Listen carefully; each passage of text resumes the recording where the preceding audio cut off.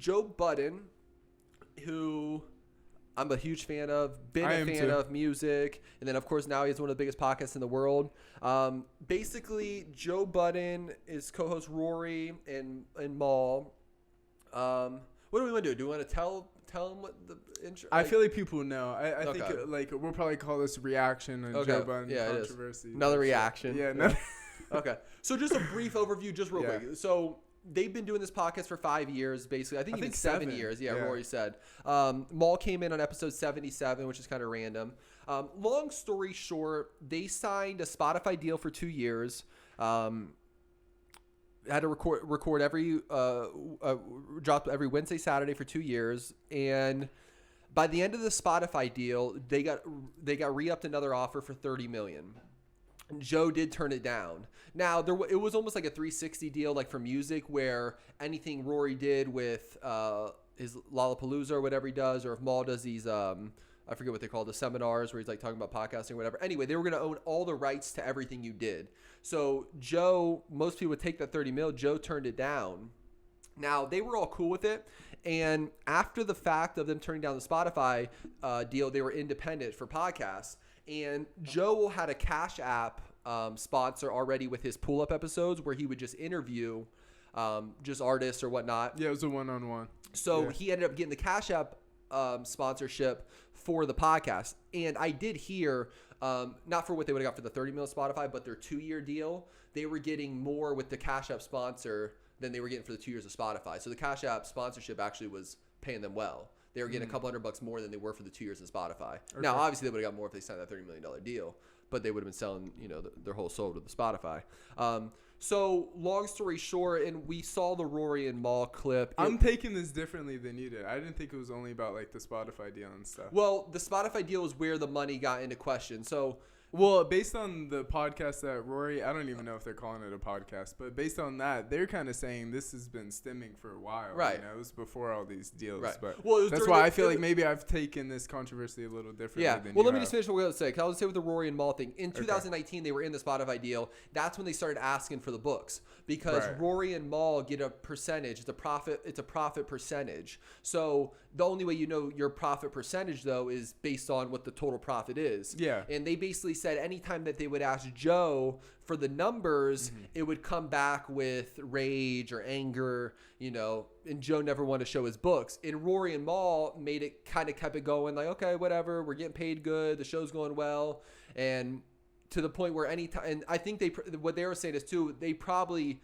should have made Joe be more accountable with the books more than they really did. But since everything was going well, since they were making money, and then the pandemic happened, they kind of just let it go more than they should have. But it looks like the big moral of the story is they think Joe's hiding some numbers, and now we're here. That's how you're taking it? Yeah. I think it's more just like the disrespect too than the money thing. I don't think they're claiming he's stealing. They're not claiming he's stealing. They're just claiming he's not showing the books. Right. If Rory was saying they were sending him Excel sheets, which are just bullshit. I mean, you can just type, you know what I mean? They wasn't really giving him the books. Mm-hmm. I can see it from both perspectives, It's kind of hard for me. I see all sides. Yeah. I get it. If we want to start with Maul, what you're saying with respecting, it is Maul feels disrespect from Joe. Like, Joe's his boy from day one. How are you about to start making weird about books and money stuff? That's corny to him. Maul basically is like, if it's going to turn into, contracts and money, he doesn't want to be a part of it. So Maul's really pushing the respect thing. And I get it. You know what I'm saying? Like, it shouldn't be about this money. And I hope Joe isn't changing like they're saying, But if you think about it, and like looking at Joe's career, first off, I'm a huge Joe Budden fan, first and foremost. I mean, he's probably in my top 10, maybe even top 5 rappers of all time, you know. And I've learned a lot from Joe Budden. I mean, I was watching his Periscope live streams and stuff. So coming into this, I was biased until I watched the Rory and Maul thing. And like, I feel like I'm a decent judge of character, and I don't see them telling too many lies. No, I don't either.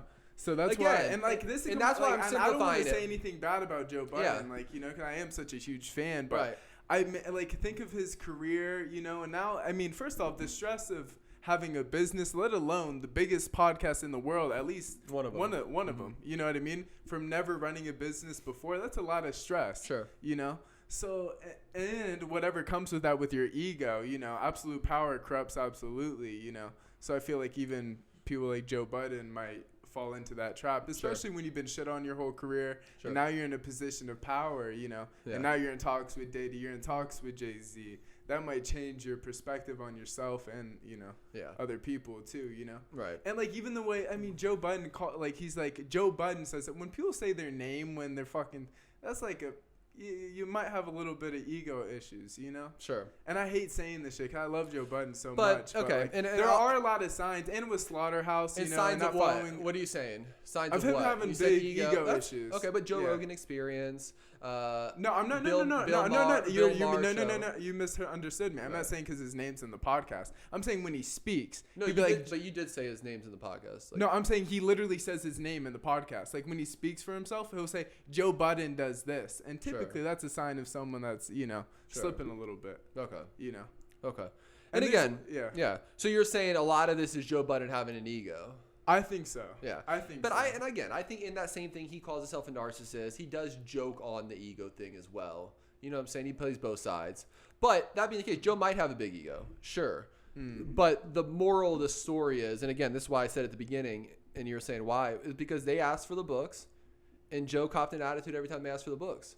Yeah. You know, and at the end of the day, once they're starting to make a lot of money, it's important to see the books. Right. If you get a percentile. Yeah, And that's why I exactly. tried to simplify it down to that. Yes, there's some respect things. Yes, there's some Joe Budden ego things. Right. Yes, maybe Rory was being a baby behind the scenes and having his attorneys email Joe, and Joe didn't like it because Joe was paying him more than he should have. But at the end of the day, Rory and Mal, they know they're making a lot of money. They want to see the books. Joe and his partner Ian, I don't know if that's the accountant or what it would be, or his manager. I know it's Corey and Ian. I think Corey's his manager and Ian's his accountant. I don't think so. Well, whatever it is. There's Corey and Ian. Yeah. So whatever it is, but I know Ian plays with the money. Right. So.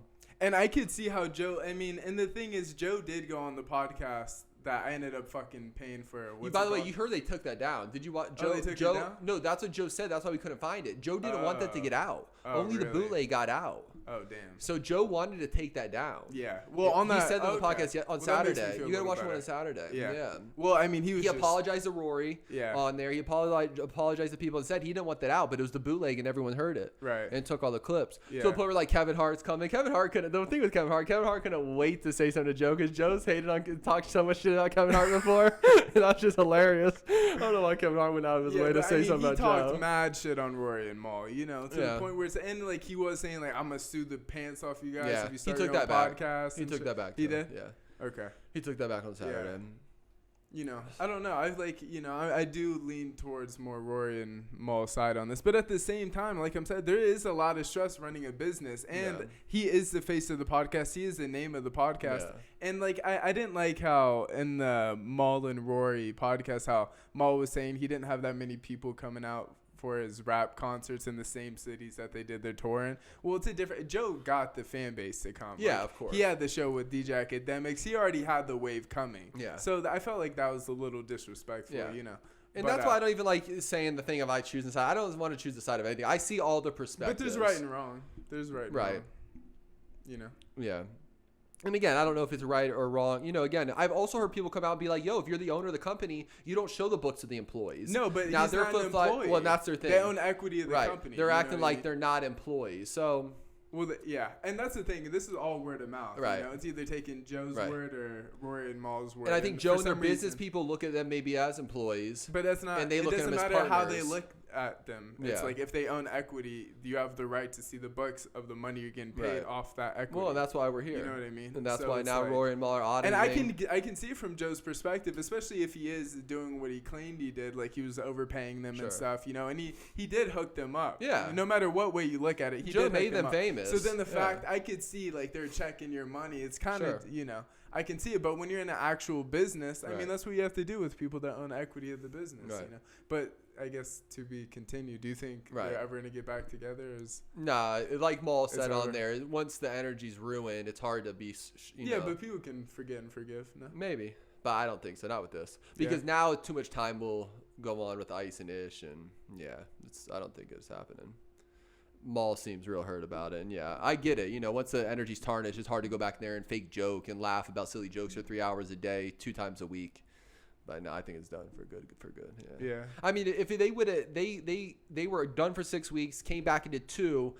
it would have kept going after that. But now seems like too much is tarnished, and Joe's going to move on with Ice and Ish, so we'll see. And that's one thing, too, that Joe did. If we want to back Joe a little bit, he did show. A lot of people, that's what Kevin Hart was saying. It was like Rory and Maul did make the show with him, which they did. There was really good chemistry for the 5 years. But on the flip side, Joe did push along with Ice and Ish. I mean, we even said a couple times, like 4 or 5 weeks into it, we're like, wow, she doesn't even change. If anything, it shows a different perspective. Yeah. So to give this thing that Joe does make the show. He did with Complex, with Oh, I Academics. mean, 100%. Yeah, so, Yeah. but again, that doesn't mean he shouldn't hide his books either. Right. You know, if they want to see the books, they want to see the books. And again, if you're these friends, your best friends, like, it shouldn't feel that weird to show the books, you know, unless maybe some funny business is going on. But I'm not here to accuse. I'm not here to accuse anybody. And I don't think he did. I couldn't see Joe. You know, I think it was more. He was given more than they were. Than they should have, and he just felt disrespected by the and they point did go out of when the way he was to say, doing so much, and he is the face of the business. Yeah. You know, and they did go out of the way to say they didn't trust Ian. I don't know if it was in the Rory Mall part I didn't or hear Parks. that. Parks when it said people they never did really like Ian.